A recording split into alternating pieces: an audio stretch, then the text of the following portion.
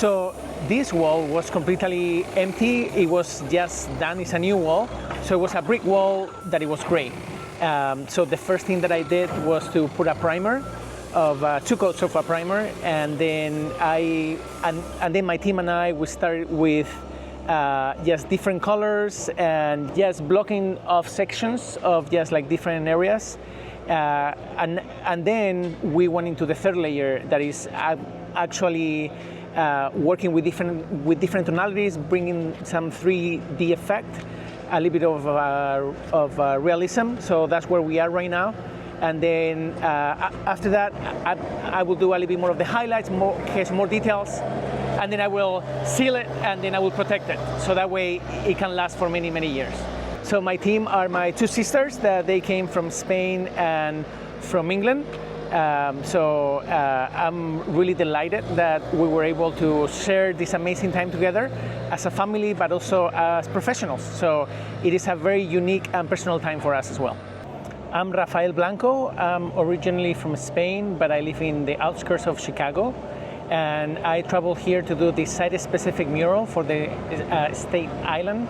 And it's about beautifying and improving a wall, and we are trying to transform it into a beautiful site. The length of the project is always unknown because we have to deal with the weather. So we have rain, we have wind, but also this is a construction site, so we are limited on the hours that we can work every day. So this is the Lighthouse.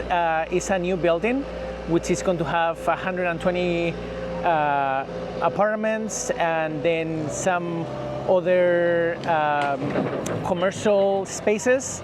And this is right next to the ferry terminal. So it's in a prime location. And once the construction is done, they will open the fence and people will be able to see the mural and to see this amazing new site. The Staten Island Economic Development Corporation sponsor this project. They got a grant and they are doing several public art projects, and this is actually the first one of them.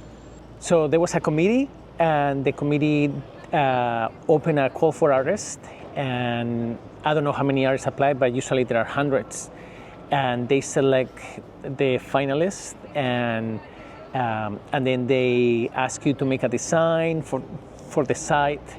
So basically you are trying to do something site specific, but that's how everything starts, with a committee and just selecting just a big pool of just many different applicants. So there are 2 types of calls. One is calls that are requests for qualifications, so which means that you apply with your portfolio. You don't actually apply with a design, but you apply with your background, with your CV and an art statement. There are other types of calls that are requests for proposals, and those ask for a design right away. So this was a request for qualifications, so which means that you actually didn't have to apply with a specific design, but just with your portfolio. So once I was a finalist, I was given the site and I was given the dimensions of this wall, and then I was asked to create impacting visual design about sustainability, and that it was tied to the community, that it was tied to this place, and that's where I get many different ideas, and usually I toss the first 10 ideas and then just restart them again, and this is actually what my best idea was, using Lady Liberty in a new way. So I have never thought that I could be a muralist. I was a studio artist for more than 15 years before I was a public artist, until my first experience with public art, that it was in 2014, so 10 years ago. I was invited to a 24-hour mural marathon in Reno, Nevada, and there were 7 walls next to each other of 15 by 20 feet, and there were 7 artists working side by side. I have never painted something so big. I have never painted under the pressure of the time, and like even more just in one day. It was an amazing experience, and from that moment, I knew that I wanted to become a public artist. So I traveled the country doing murals, and I'm interested in doing things that are specific, that are special for that place.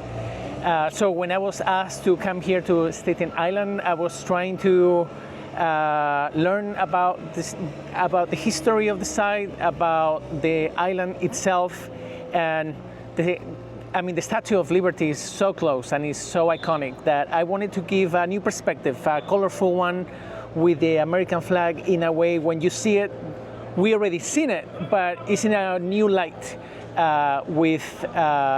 hopefully in a more hopeful way. And I want people to see it and maybe have a smile on your face, maybe like a personal connection to it. And that, to me, as an artist, is a beautiful thing to do. I think the most exciting thing here is that this is public art. This is for everyone. You don't need to know about art. You don't even need to like art. It's about trying to make your city better. And it doesn't belong to anyone specific, but to everyone.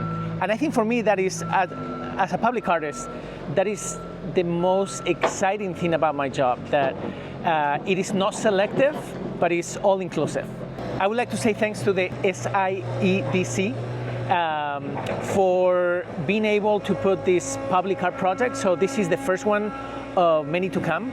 And I think that is important, that they are trying to make Staten Island more beautiful and more interesting. So this is the beginning of something that it could be great.